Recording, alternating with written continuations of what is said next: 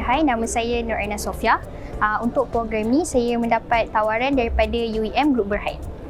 Perasaan saya dapat menyertai program ini adalah gembira dan juga teruja sebab saya tahu dalam program ni ini satu inisiatif yang baik untuk lagi-lagi untuk anak tentera lah.